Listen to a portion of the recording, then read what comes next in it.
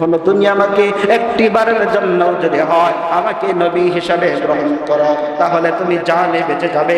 হাবিব ইবনে যায়েদ বলে, না না না, আমার জীবন যাইতে পারে, তথাপি আমি নবীর জায়গার ভিতরে অন্য আরেক ব্যক্তিকে নবী হিসাবে বসতে দেব না। সুবহানাল্লাহ।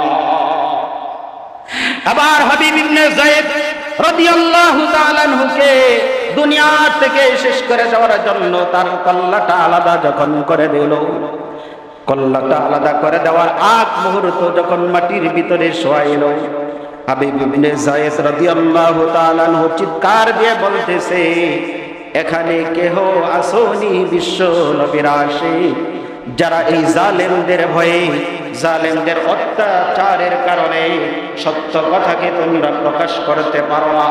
হঠাৎ করে এক ব্যক্তি আসলো, আসার পরে বলতেছে, ও আল্লাহর বান্দা, আমিও নবীকে ভালোবাসি, কিন্তু আমার বুকের ভিতরে বড় ব্যথা, আমার ভিতরটা বড় ফাটা, ওই জালেমদের ভয়ে এই সত্য কথা আমি প্রকাশ করতে পারতেছি না। এবার হাবিব ইবনে যায়েদ বলে, ও আল্লাহর বান্দা, তাহলে ভালো কথা তুমি আমাকে বলে ফেললা, শোনো আমি তোমাকে একটা কথা বলি, আমার নাকের মধ্যে জান্নাতের ঘ্রাণ আসতেছে, মনে হয় আমার বিদায় হওয়ার সময় হয়ে গেছে।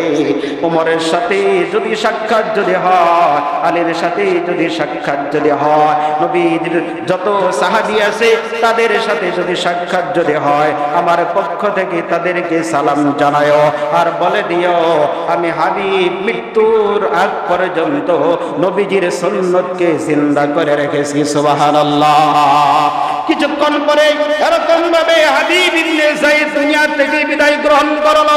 আবার হাবিব ইবনে যায়েদের মার কাছে যখন খবরটা পৌঁছে যায়, পৌঁছে যাওয়ার পরে হাবিব ইবনে যায়েদ রাদিয়াল্লাহু পক্ষে কথা বলতে শুরু করলো। যারা ইসলামের বিপক্ষে কথা বলে তাদের সাথে লড়াই শুরু করেছে। এই দুইটা হাতিয়ার দিয়া বিশ্বনবী সাল্লাল্লাহু আলাইহি ওয়াসাল্লাম যখন মানুষের দ্বারে দ্বারে দ্বীনের দাওয়াত দিতে শুরু করেছিলেন। সুবহানাল্লাহ।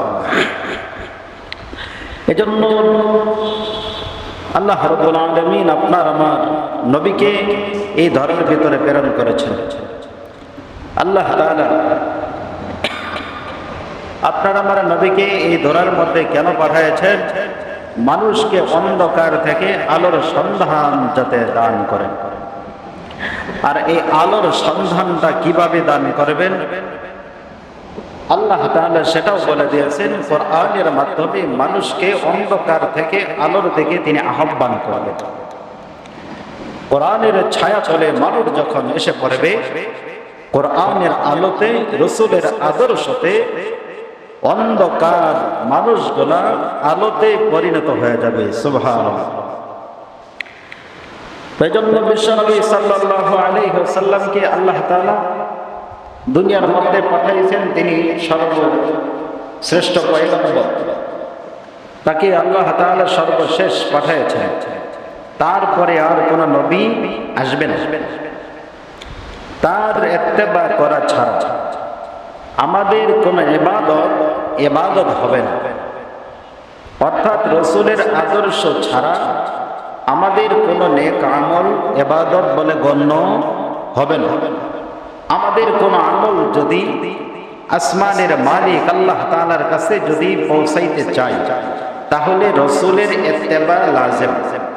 রাসূলের ইত্তেবা ছাড়া কোন ইবাদত আসমান পর্যন্ত পৌঁছবে না। এজন্য আল্লাহ তাআলা বিশ্বনবী সাল্লাল্লাহু আলাইহি ওয়াসাল্লামকে এই ধরার ভিতরে প্রেরণ করেছেন। বুইসতু লিউতিম্মিমা মাকারিমাল আখলাক, সর্বোচ্চ চরিত্র দিয়ে আল্লাহ তাআলা আপনার আমার হাবিবকে পাঠিয়েছেন। আর রাসূল আগমন করেছেন উত্তম চরিত্রের সমাপ্তি ঘটানোর জন্যই আল্লাহ পাক রব্বুল আলামিন বিশ্ব পয়গম্বরকে পাঠিয়েছেন। সুবহানাল্লাহ। অর্থাৎ রাসূলের চরিত্রটা এই পরিমাণ যে তার চাইতে ভালো আখলাকওয়ালা মানুষ, ভালো চরিত্রওয়ালা মানুষ আর কিয়ামতের আগ পর্যন্ত পৃথিবীর ভিতরে কেহ আর আগমন করবে না। সুবহানাল্লাহ। তো এই জন্য সর্বোচ্চ চরিত্র আল্লাহ তাআলা বিশ্ব পয়গম্বর সাল্লাল্লাহু আলাইহি ওয়াসাল্লামকে আল্লাহ তাআলা দান করেছিলেন। সেই নবী আপনার জন্য আমার জন্য কি? কোরআনের মধ্যে আছে, আল্লাহ তাআলা বলেন, লাকাদ কানা লাকুম ফি রাসূলিল্লাহি উসওয়াতুন হাসানাহ। আপনার আমার নবী বিশ্ব নবী সাল্লাল্লাহু আলাইহি ওয়াসাল্লাম, তিনি আপনার জন্য আমার জন্য হলেন, তিনি আমার জন্য উসওয়া, তিনি হলেন আপনার জন্য আমার জন্য মডেল, নমুনা। আল্লাহ তাআলা তাকে নমুনা হিসাবে, মডেল হিসাবে আপনার জন্য আমার জন্য বিশ্ব পয়গম্বর সাল্লাল্লাহু আলাইহি ওয়াসাল্লামকে আল্লাহ তাআলা এই জমিনের ভিতরে প্রেরণ করেছিলেন। সুবহানাল্লাহ। কার জন্য উত্তম নমুনা হবে, আখলাকওয়ালা হবে। লাকাদ কানা লাকুম ফি রাসূলিল্লাহি উসওয়াতুন হাসানাহ লিমান কানা ইয়ারজুল্লাহ ওয়াল ইয়াউমাল আখিরা ওয়া যাকারাল্লাহা কাসীরা। বিশ্বনবী তাদের জন্যই হবে উসওয়াতুন হাসানাহ, যারা আল্লাহ তাআলাকে বিশ্বাস করে, যারা কবরকে বিশ্বাস করে, হাসরের মাঠকে যারা বিশ্বাস করে, জান্নাত জাহান্নামকে যারা বিশ্বাস করে, ওই সমস্ত বান্দা বান্দির জন্য আপনার আমার নবী তিনি হবেন উসওয়াতুন হাসানাহ। আর যারা নাকি আল্লাহ তাআলাকে বিশ্বাস করে না, মরণকে যারা বিশ্বাস করে না, কবরের আযাবকে যারা বিশ্বাস করে না, ময়দানে হাসরে বান্দাদের জবাবদিহিতা আছে, এই বিষয়টা যারা বিশ্বাস করে না, পরকালে হিসাব দিতে হবে, এই কথাগুলা যারা বিশ্বাস করে না, ও বান্দা তাদের জন্য বিশ্ব পয়গম্বর উসওয়াতুন হাসানাহ হবে না। বরং যারা আল্লাহ তাআলাকে বেশি বেশি করে ডাকতে চায়, আল্লাহ তাআলাকে বেশি বেশি যারা করে, যারা স্মরণ করতে চায়, ওই সমস্ত বান্দা বান্দির জন্য আপনার আমার পয়গম্বর হলেন মডেল, নমুনা।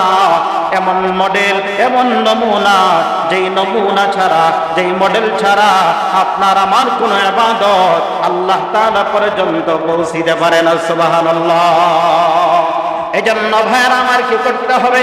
উসওয়াতুন হাসানাহ যেখানে আল্লাহ তাআলা বলে দিয়েছেন, এজন্য আপনার প্রত্যেকটা আমলের ভিতরে, আমার প্রত্যেকটা আমলের ভিতরে, খানা খাওয়ার মধ্যে যেমন নবীজির সুন্নাত আছে, মসজিদে ঢোকার ভিতরে নবীজির সুন্নাত আছে, মসজিদের ভিতরে অবস্থান করার ভিতরে নবীর সুন্নাত আছে, মসজিদ থেকে বের হওয়ার সময় কিভাবে বের হতে হবে সেটাও নবীজির সুন্নাত আছে, বাথরুমে যাবেন সেটার মধ্যেও সুন্নাত আছে, কিভাবে বাথরুম করবেন তারপরেও সুন্নাত আছে, বাথরুম থেকে কিভাবে বের হবেন ওখানেও সুন্নাত আছে, পেশাব করতে যাবেন ওখানেও সুন্নাত আছে, কিভাবে কোন তরিকায় বসবেন এটার ভিতরেও সুন্নাত আছে, টিস্যু ব্যবহার করবেন কোন তরিকায় টিস্যুটা ব্যবহার করবেন এটার মধ্যেও নবীজির সুন্নাত আছে, বিবাহের মধ্যেও নবীজির সুন্নাত আছে, ব্যবসার ভিতরেও নবীজির সুন্নাত আছে, ফরজ নামাজের আগেও সুন্নাত আছে, বান্দারে ওযু করতে যাবেন ওযুর ভিতরেও নবীজির সুন্নাত আছে, তাহাজ্জুদ করবেন নবীজির সুন্নাত আছে, জানাজা পড়বেন নবীজির সুন্নাত আছে, রোজা রাখবেন নবীজির সুন্নাত আছে।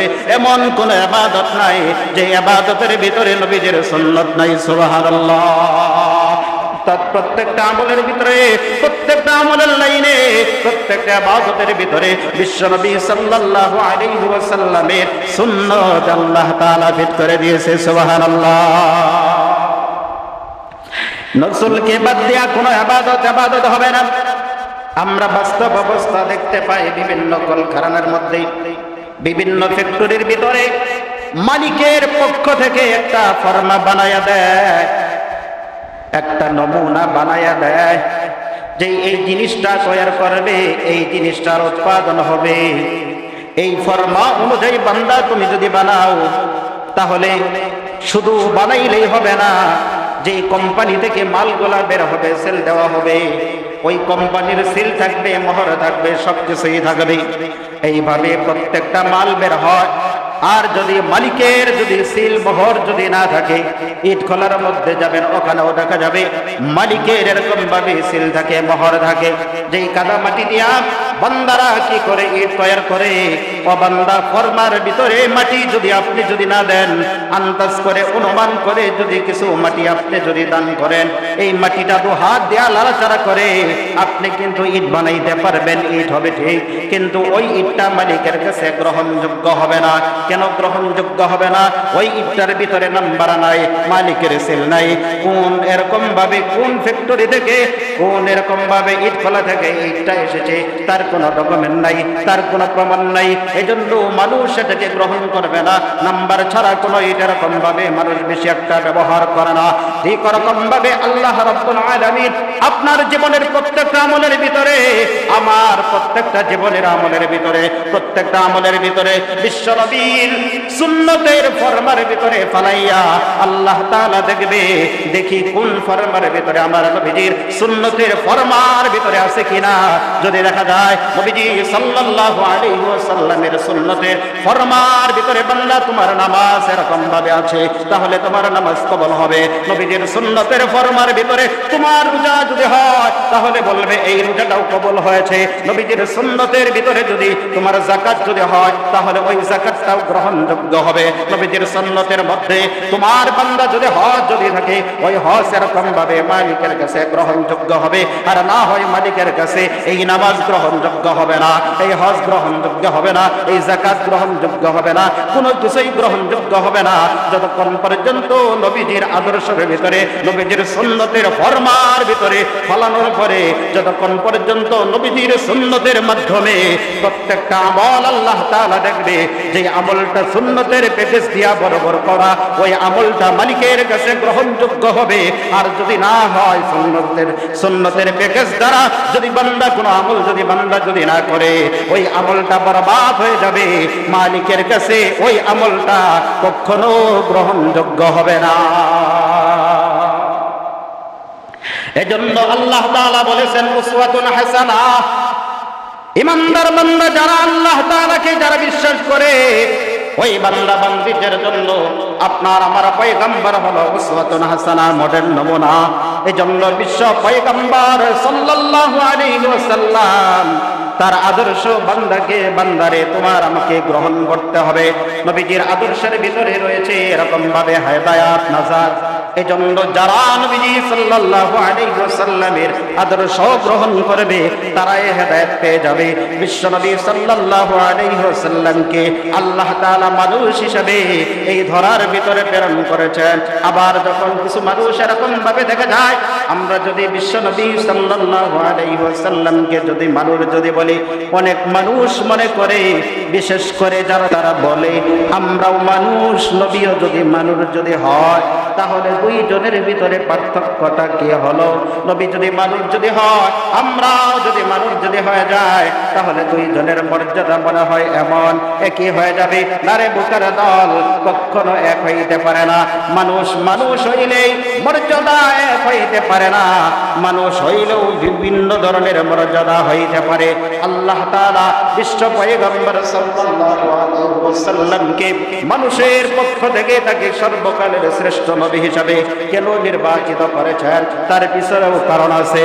আল্লাহ তাআলা জানে মানুষের পক্ষ থেকে যদি আমি নবী যদি নির্বাচিত যদি করি, তাহলে মানুষের দুঃখ কষ্ট, মানুষের সব কিছুই নবী বুঝতে পারবে। আর যদি জিন জাতির পক্ষ থেকে, নূরের ফেরেশতাদের পক্ষ থেকে আমি রব্বুল আলামিন যদি এরকম ভাবে নবী যদি নির্বাচিত যদি করে দেয়, তাহলে নবীর যারা উম্মত হবে তারা মানুষের দুঃখ কষ্টগুলো বুঝতে পারবে না। এ কারণে আল্লাহ তাআলা মানুষের পক্ষ থেকে আপনার আমার নবী বিশ্ব নবী সাল্লাল্লাহু আলাইহি ওয়াসাল্লাম তাকে আল্লাহ তাআলা নির্বাচিত করেছে। সুবহানাল্লাহ। এ কারণে নির্বাচিত করেছেন যে মানুষ, নবীও মানুষ, আমরাও মানুষ। আল্লাহ তাআলা সমস্ত দোষ থেকে পবিত্র, বিশ্বনবী সাল্লাল্লাহু আলাইহি ওয়াসাল্লাম তিনিও সমস্ত দোষ থেকে পবিত্র। আল্লাহ পাক, রাসূলে পাক, এজন্য পাক আর পাক দুইজনের সাথে একটা মিল আছে। আর আমরা যে মানুষ, তিনি যে জাতিগত মানুষ, ওই হিসাবে আমাদের সাথেও নবীর একটা কি আছে, মিল আছে। যদি এই মিল যদি না থাকে তাহলে কত সমস্যা হবে। দেখেন, মনে করেন আপনার ফেরেশতাদের পক্ষ থেকে যদি একজন নবী যদি আল্লাহ তাআলা নির্বাচিত যদি করত, এই ফেরেশতাই যদি আমাদের নবী যদি হইত, তাহলে মনে করেন নামাজের সময় হয়েছে, মসজিদের ভিতরে ইকামত চলতেছে, কদ কামাতিস সালাহ, আপনার মনে করেন পেশাবে ধরেছে, অনেক জরুরত ধরেছে, এখন মসজিদের মধ্যে ইকামত হইতেছে, নামাজের কাতার দাঁড়িয়ে গেছে, এই মুহূর্তে আপনার পেশাবের জরুরত বেড়ে গেছে।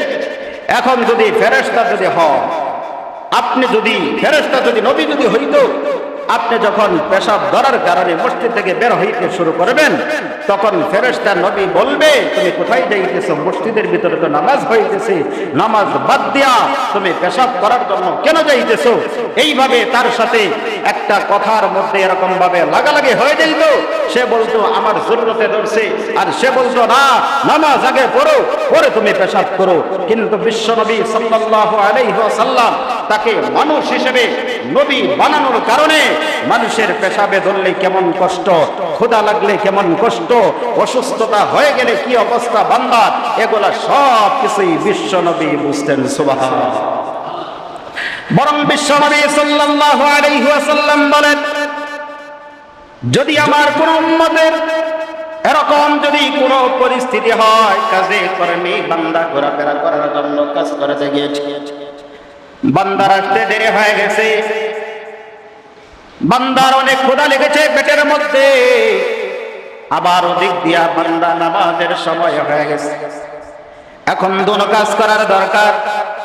বিশ্বনবী সাল্লাল্লাহু আলাইহি ওয়াসাল্লাম বলেন, ও বান্দা, তোমার পেটের ভিতরে যদি অতিমাত্রায় যদি ক্ষুধা যদি অনুভব যদি হয়, আর এদিক দিয়া মসজিদের ভিতরে জামাত যদি শুরু যদি হয়ে যায়, আল্লাহর নবী সাল্লাল্লাহু আলাইহি ওয়াসাল্লাম বলেন, ও আমার উম্মত, তোমরা নামাজ পড়ো, তোমার যে খাবার দরকার খাবারটা তুমি আগে খাও, পরে তুমি নামাজ আদায় করো।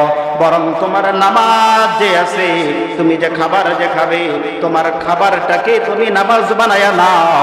আর তুমি এইভাবে কাজ যদি করো বান্দা, তাহলে দেখা যাবে পেটের ভিতরে ক্ষুধার যন্ত্রণা নিয়া বান্দা তুমি যখন মসজিদের ভিতরে নামাজের নামাজের মুসাল্লায় যখন দাঁড়ায় যাবে, তখন নামাজ পড়তে থাকবে, আর বারবার ক্ষুধার কথা এরকম ভাবে মনে পড়বে, বাতের কথা মনে পড়ে যাবে, তখন তোমার এই নামাজ আর নামাজ থাকবে না, পুরা নামাজটাই খাওয়াবার এরকম ভাবে রূপান্তরিত হয়ে যাবে। এই জন্য নবী বলে, জামাত যদি শুরু হয়ে যায়, পেটের ভিতরে যদি ক্ষুধা যদি বেশি লাগে, আগে বান্দা তুমি খাবার খাও, এরপরে এসে মসজিদের ভিতরে জামাতের সাথে নামাজ আদায় করো। বান্দা তুমি যদি কি করো, খাবার যখন মুখের ভিতরে উঠাইয়া দিবা, দেওয়ার সময় বান্দা তুমি জিহ্বাকে বলবে, তাড়াতাড়ি কর, তাড়াতাড়ি কর, নামাজের সময় হয়ে গেছে, জামাত শেষ হয়ে যাবে, তাড়াতাড়ি ভিতরে ঢুকাও। এইভাবে বান্দা প্রতিটা লুকমা খাবে, খাওয়ার পরে মসজিদের ভিতরে আগমন করবে। মসজিদের ভিতরে বান্দা আসার পরে যদি দেখি জামাত শেষ যদি হয়েও যায়, এরপরও বিশ্বনবী বলে, ওই বান্দাকে আল্লাহ তাআলা জামাতে নামাজ আদায় করার সওয়াব তাকে দান করবে। সুবহানাল্লাহ। যদি ফেরেশতা নবী হইতো, তাহলে এই দুঃখ কষ্ট ফেরেশতা নবী এই কারণে আল্লাহ তাআলা মানুষ হিসাবে মানুষ নবীকে আল্লাহ তাআলা পাঠাইছে। অনেকেই বলে মানুষ যদি বলা হয় নবীকে, নবীর সম্মান কমে যাবে। না, এইটা মানুষের আসলের দোষ, এই কারণে আকলের দোষ। মানুষ বললি সব মানুষ যদি এক যদি হয়ে যাইত, তাহলে দেশের মধ্যে এই পৃথিবীর ভিতরে একজন পীর সাহেব কেবলা, একজন পীর থাকতো না, আর একজন মুরিদ থাকতো না। হয়তো সবাই মুরিদ হয়ে যাইত, আর না হয় সবাই পীর সাহেব হয়ে যাইত।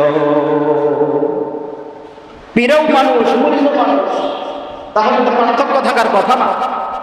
মানুষ বললেই সব মানুষের মর্যাদা এক হয় না। কোন পাগল কি আছে এই কথা বলবে যে সরকার প্রধানের যে সম্মান, সে যেমন মানুষ, একজন রাখাল, একজন দিনমজুর, একজন টুকাই বেচারা, সেও তো মানুষ। কোন মানুষকে বলবে প্রধানমন্ত্রীর যে মর্যাদা, এই টুকাই বেচারার মর্যাদা ঠিক কি মর্যাদা, দুইজনের সম্মান এক, এই কথা কেন বলবে? বলবে না। কেন বলবে না? তারা তো মানুষ। মানুষ হইলে সবার মর্যাদা এক হয় না। এজন্য আল্লাহ তাআলা বনি আদম, তাদের সম্মান আল্লাহ তাআলা বাড়াইছেন। আল্লাহ তাআলা বলেন ওয়ালাকাদ কাররামনা বানি আদম, আমি বনি আদমের ইজ্জতকে আমি আল্লাহ তাআলা বাড়াই দিয়েছি। সুবহানাল্লাহ। কতটুকু বাড়াইছে? বিশ্বনবী সাল্লাল্লাহু আলাইহি ওয়াসাল্লাম মেরাজের সময় ফেরেশতাদের মধ্যে ফেরেশতাদের সরদার হলো হযরত জিবরাইল আলাইহিস সালাম। যত ফেরেশতা আছে এই ফেরেশতাদের লিডার হলো কে? জিবরাইল আলাইহিস সালাম। ফেরেশতাদের যতগুলো ফেরেশতা আছে এই ফেরেশতাদের সরদারের নাম কি বলেন? কোন ফেরেশতা? জিবরাইল আলাইহিস সালাম।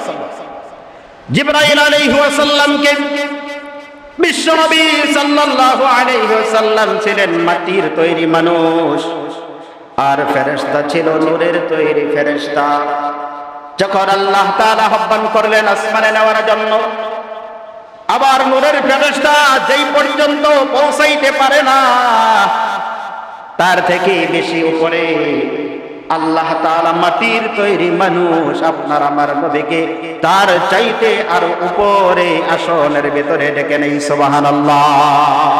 অর্থাৎ মাটির তৈরি মানুষ যেই পর্যন্ত পৌঁছাইতে পারে, নূরের ফেরেশতা পর্যন্ত পৌঁছাইতে পারে না।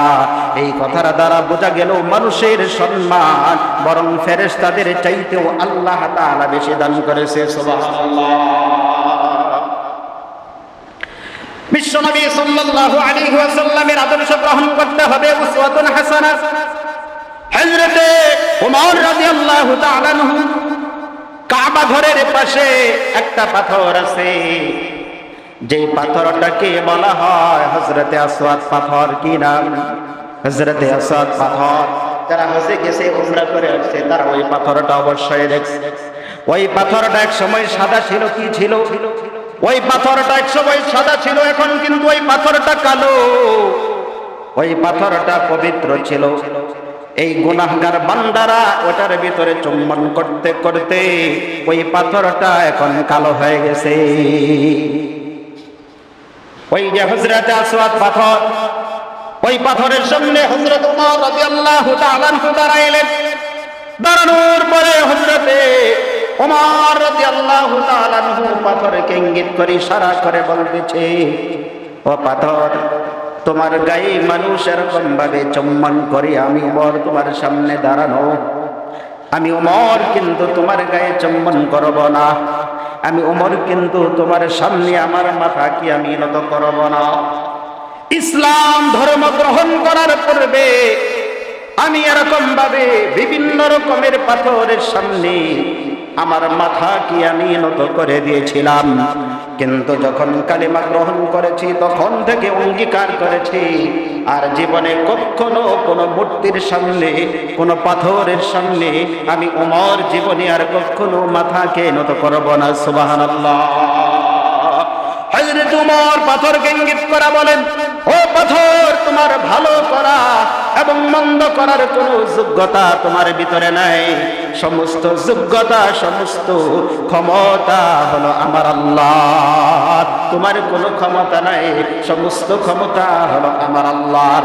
হাযা রাআইতুমুনি সাল্লাল্লাহু আলাইহি ওয়াসাল্লাম, হাযা, শুধুমাত্র একটি কারণে তোমার গায়ের ভিতরে আমি চুম্বন করব। আমার নবীকে দেখেছি তোমার গায়ে চুম্বন করতে, এ কারণে আমি ওমর তোমার গায়ে চুম্বন করব। হে পাথর, তুমি মনে করবে না তোমার সামনে আমার মাথাকে নত করে দিলাম। ও পাথর, এটা তুমি ভাবতে পারবে না।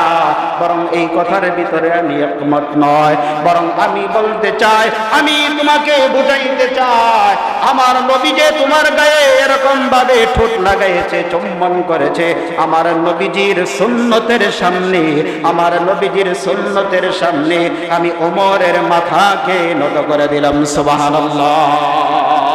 পাথর রে তোর সামনে আমার মাথা কেন তো করলাম না, নবীজির সুন্নতের সামনে আমি ওমরের মাথাকে আমি নত করে দিলাম। তাহলে দেখেন ওই জামানার সাহাবীগুলা কতটুকু নবী প্রেমিক ছিল, নবীজির সুন্নত কিভাবে আঁকড়িয়ে ধরেছিল। হযরতে ওমর রাদিয়াল্লাহু তাআলা আনহু যখন খলিফা হয়ে গেলেন, রাষ্ট্রপ্রধান যখন হয়ে গেলেন, বিশ্বনবী সাল্লাল্লাহু আলাইহি ওয়াসাল্লামের বিবি হযরতে ওমরের কন্যা ছিল উম্মে হাফসা রাদিয়াল্লাহু তাআলা আনহা। ওই উম্মে হাফসা রাদিয়াল্লাহু তাআলা আনহা ওই হাফসাকে ডাক দিয়ে বলতেছে, কোন এক সময় হযরতে ওমর রাদিয়াল্লাহু তাআলা আনহুর চেহারা ধীরে ধীরে শুকাইতে শুকাইতে কঙ্কালের মতো হয়ে যাইতেছে। অন্য কোন সাহাবীরা কোনো কিছু বলতে পারে না। এবার হাফসা রাদিয়াল্লাহু তাআলা আনহাকে ডাক দিয়ে বলেন, আপনি আপনার বাবাকে বলেন, সে যদি গোশত দিয়া অথবা অন্য কোনো কিছু দিয়া যদি রুটি যদি খায়, তাহলে তার শরীর স্বাস্থ্যটা ভালো থাকবে, না হয় তার স্বাস্থ্যটা নষ্ট হয়ে যাবে। এইভাবে আস্তে আস্তে সবকিছুই তো পরিবর্তন হয়ে যাইতেছে। হাফসা রাদিয়াল্লাহু তাআলা আনহা হযরত ওমর রাদিয়াল্লাহু তাআলা আনহুর কাছে চলে গেলেন। যাওয়ার পরে বলতেছে, হে বাবা, আপনি কেন জাইতুনের তেল দিয়ে রুটি খান? আপনি যদি চান তাহলে গোশতের মাধ্যমে গোশত দিয়া আপনি রুটি খাইতে পারেন। এর দ্বারা আপনার রাষ্ট্র পরিচালনা করতে সহজ হবে, আপনার শরীর স্বাস্থ্যটাও ভালো থাকবে। আবার হযরত ওমর কেঁদে দিলেন। কাঁদতে কাঁদতে হযরত ওমর তার মেয়ে হাফসা রাদিয়াল্লাহু তাআলা আনহাকে ডাক দিয়ে বলে, তুমি না উম্মাহাতুল মুমিনের মধ্যে একজন, তুমি না নবীর স্ত্রী ছিলে, কেন তুমি আমাকে এই কথা বলতেছ? তুমি বলো বিশ্ব নবী সাল্লাল্লাহু আলাইহি ওয়াসাল্লামকে জাইতুনের তেল দিয়া রুটি খাইতে তুমি দেখেছো কিনা আমি জানতে চাই। আবার হাফসা রাদিয়াল্লাহু তাআলা আনহা ডাক দিয়ে বলে, হে বাবা, বিশ্ব পয়গম্বরকে আমি জাইতুনের তেল দ্বারা রুটি খাইতে দেখেছি। আবার ওমর ডাক দিয়ে বলে, ও মা, শুনে রাখো, আমি কঙ্কাল কেন, আমার জীবন যদি হয়ে যায়, এরপরেও নবীজির সুন্নাত থেকে চুল পরিমাণ এদিক সেদিক আমি লড়তে পারবো না। সুবহানাল্লাহ। এরা ছিল নবীজির সত্যিকার অর্থে সুন্নতের আশিক। সুবহানাল্লাহ। নিজের জীবন দিয়ে দিবে, এরপরেও সুন্নতকে ছাড়তে রাখবে। ঠিক ওরকম ভাবে আরেকজন সাহাবী, যেই সাহাবীর নাম হলো হযরতে হাবিব ইবনে যায়েদ রাদিয়াল্লাহু তাআলা আনহু। হাবিব ইবনে যায়েদ রাদিয়াল্লাহু তাআলা আনহু ওই জামানায় মুসাইলামা নামক একজন কাযযাব ছিল, যিনি নিজেকে এরকম ভাবে নবী হিসাবে দাবি করত। সে ছিল বন্ড নবী, সে ছিল প্রতারক। ওই মুসাইলামা হাবিব ইবনে যায়েদ রাদিয়াল্লাহু তাআলা আনহুকে ধরলেন। ধরার পরে বলতেছে, ও হাবিব ইবনে যায়েদ, আমাকে একটি বারের জন্য যদি হয়, আমাকে তুমি নবী হিসাবে গ্রহণ করো, আমাকে নবী হিসাবে মেনে নাও। হাবিব ইবনে যায়েদ রাদিয়াল্লাহু তাআলা আনহু বলে, না না, আমার নবী একজন মুহাম্মদুর রাসূলুল্লাহ সাল্লাল্লাহু আলাইহি ওয়াসাল্লাম, তাকে ছাড়া আর কাউকে আমি নবী হিসাবে স্বীকার করতে পারবো না। নবীজি হাদিসের ভিতরে বলেছেন, আনা খাতামুন নাবিয়্যিন লা নাবিয়্যা বাদি, আমার নবীর পরে আর কোন নবী আসবে না, আর কোন নবী হবে না। যারা নবী দাবি করবে, যারা এই মিথ্যাচার করবে, তারা হবে কাযযাব, তারা হবে দাজ্জাল, তারা নবী হইতে পারে না।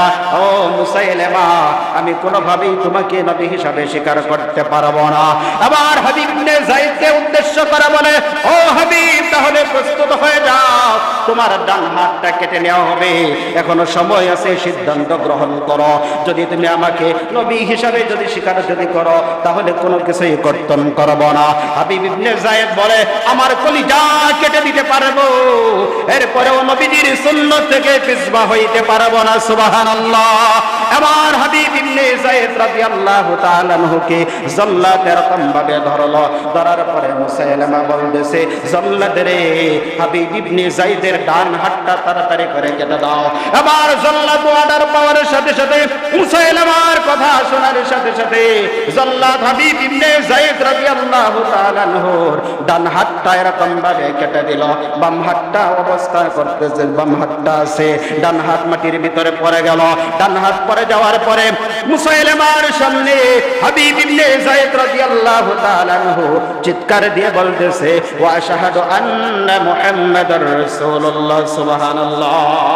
হাবিব ইবনে যায়েদ তখনও সাক্ষ্য দিতেছে, আমার নবী মুহাম্মাদুর রাসূলুল্লাহ, আমার নবী মুহাম্মাদুর রাসূলুল্লাহ, আমার নবী মুহাম্মাদুর রাসূলুল্লাহ। এবার যখন দেখতেছে হাবিব তার কথার ভিতরে অটল আছে, আমার জাল্লাতকে ডাক দিয়ে বলে, ও জাল্লাত, হাবিবের বাম হাত যে আছে ওই বাম হাতটাও কেটে দাও। সাথে সাথে বাম হাতটাও কেটে দিল। ডান হাত নাই, বাম হাত নাই। এরপরেও আল্লাহর বান্দা কি করতেছে, ওয়া আশহাদু আন্না মুহাম্মাদুর রাসূলুল্লাহ, চিৎকার দিয়ে বলতেছে, বিশ্ব পয়গম্বর তিনি হলেন আমার নবী, আমার নবী মুহাম্মদ, তোমাকে কখনো আমি নবী মানতে পারি না। এরপরে জাল্লাতকে আবার ডাক দিল, ও জাল্লাত, তার কানটা কেটে দাও, চক্ষুগুলো উঠায় না। আর হাবিবকে বলে, ও হাবিব, শেষবারের মতো বলতেছি, এখনো সময় আছে, না হয় এখনো তুমি আমাকে একটি বারের জন্য যদি হয় আমাকে নবী হিসাবে গ্রহণ করো, তাহলে তুমি জানে বেঁচে যাবে। হাবিব ইবনে যায়েদ বলে, না না না, আমার জীবন যাইতে পারে, তথাপি আমি নবীর জায়গার ভিতরে অন্য আরেক ব্যক্তিকে নবী হিসাবে বসতে দেব না। সুবহানাল্লাহ। আবার হাবিব ইবনে যায়েদ রাদিয়াল্লাহু তাআলা আনহুকে দুনিয়া থেকে শেষ করে দেওয়ার জন্য তার কল্লাটা আলাদা যখন করে দিল, কল্লাটা আলাদা করে দেওয়ার আগ মুহূর্ত যখন মাটির ভিতরে শোয়াইল, হাবিব ইবনে যায়েদ রাদিয়াল্লাহু তাআলা আনহু চিৎকার দিয়ে বলতেছে, এখানে কেহ আসোনি বিশ্ব নবীর আশিক, যারা এই জালেমদের ভয়ে, জালেমদের অত্যাচারের কারণে সত্য কথাকে তোমরা প্রকাশ করতে পারো না। হঠাৎ করে এক ব্যক্তি আসলো, আসার পরে বলতেছে, ও আল্লাহর বান্দা, আমিও নবীকে ভালোবাসি, কিন্তু আমার বুকের ভিতরে বড় ব্যথা, আমার ভিতরটা বড় ফাটা, ওই জালেমদের ভয়ে এই সত্য কথা আমি প্রকাশ করতে পারতেছি না। এবার হাবিব ইবনে যায়েদ বলে, ও আল্লাহর বান্দা, তাহলে ভালো কথা তুমি আমাকে বলে ফেললা, শোনো, আমি তোমাকে একটা কথা বলি, আমার নাকের মধ্যে জান্নাতের ঘ্রাণ আসতেছে, মনে হয় আমার বিদায় হওয়ার সময় হয়ে গেছে। ওমরের সাথে যদি সাক্ষাৎ যদি হয়, আলীর সাথে যদি সাক্ষাৎ যদি হয়, নবীর যত সাহাবী আছে তাদের সাথে যদি সাক্ষাৎ যদি হয়, আমার পক্ষ থেকে তাদেরকে সালাম জানায়ও, আর বলে দিও আমি হাবিব মৃত্যুর আগ পর্যন্ত নবীজির সুন্নতকে জিন্দা করে রেখেছি। সুবহানাল্লাহ। কিছুক্ষণ পরে এরকম ভাবে হাবিব ইবনে যায়েদ দুনিয়া থেকে বিদায় গ্রহণ করলো। আবার হাবিব ইবনে যায়েদের মার কাছে যখন খবরটা পৌঁছে যায়, পৌঁছে যাওয়ার পরে হাবিব ইবনে যায়েদ রাদিয়াল্লাহু তাআলা আনহু তার মা আসলো। আসার পরে দেখতেছে তার ছেলের চোখ নাই, পা নাই, হাত নাই, একটা অঙ্গ আরেকটার সাথে কোনো মিল নাই। মাথাটা আলাদা পড়ে আছে, হাতটা আলাদা পড়ে আছে, কানগুলো আলাদা পড়ে আছে। এবার বিচ্ছিন্ন অবস্থায় ওই বডিটাকে হাবিব ইবনে যায়েদের মা মুখের ভিতরে জড়াইয়া চিৎকার দিয়া বলে, হাবিব রে, তোর মতো সন্তানকে আমি মা পেটে ধারণ করার কারণে আমি মা হিসাবে ধন্য হয়ে গেছি। ও হাবিব, তোর মতো সন্তানকে আমি দুধে পান করাইতে পেরেছি, এ কারণে মা যারা পৃথিবীর ভিতরে আছে সমস্ত মার মধ্যে আমি মা হিসাবে ধন্য হয়ে গেছি। মুসিবতের ময়দানে আমি বলতে পারবো, আল্লাহ আমার সন্তান হাবিব ইবনে যায়েদ মৃত্যুর আগ মুহূর্ত পর্যন্ত তোমার পয়গম্বরের সুন্নতকে জিন্দা করেছে, সুন্নতকে ধরে রেখেছে। ও মালিক, আমার সন্তানের ওই ওসিলাতে তুমি আজকে আমাকে মাফ করে দাও। তারা ছিল সত্যিকার অর্থে নবীজির আশিক। এজন্য বলা হয়েছে, লাকাদ কানা লাকুম ফি রাসূলিল্লাহি উসওয়াতুন হাসানাহ। নবীজি হলো আপনার জন্য, আমার জন্য হলো মডেল, নমুনা।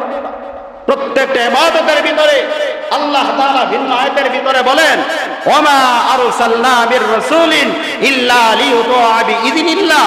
আল্লাহ তাআলা বলে রাসূলের ইতাআত বাদ দিয়া আমাদের কোনো ইবাদত আল্লাহ তাআলার কাছে ইবাদত হবে না।